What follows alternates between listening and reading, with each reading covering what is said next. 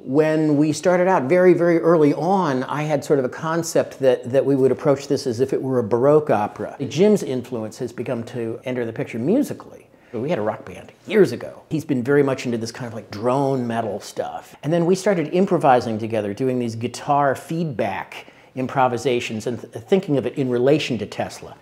Interestingly enough, the electric guitar was invented very much in Tesla's lifetime, and he would have heard a heck of a lot of electronic noises and drones in his work. The problem we had with Tesla is there's a very strong vibe about him, and yet following his life literally seemed really dangerously dull. A lot of Tesla's life is very secret too. We really had to dig. But I wanted to start with Tesla's own words because I wanted to start with something that was true in a way. Especially late in life, he became more lucid, maybe even slightly lucid in a slightly deranged way, I don't know. Somebody sent him a calendar. One of the months had a picture of his village in it, and he thanked them, and then he wrote several pages about his childhood and talking about discovering what electricity was and how the snow was so dry in the mountain air that when he walked at night he would see static electricity in his footprints, and he would stroke his cat's back and it would light up. He just went into this reverie about cats and about electricity and God and the universe. It's been a long digestion for us to turn all of the facts and all of these images into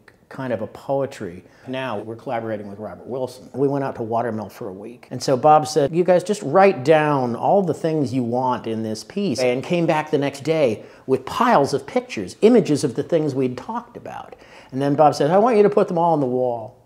And then we started saying, well, that doesn't make sense, but what if we move that over there? And then we just kept moving and moving. And so all of a sudden it was like we had this city in front of us. You know, what had been just a crossroad was now a town.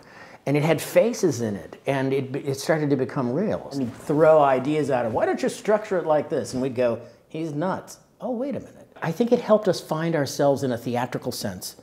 I'm a musician. I work a lot with lyrics. I work a lot with musical, dramatic type things, but never anything on this scale. Same with Jim. He makes films. He's not a stage guy.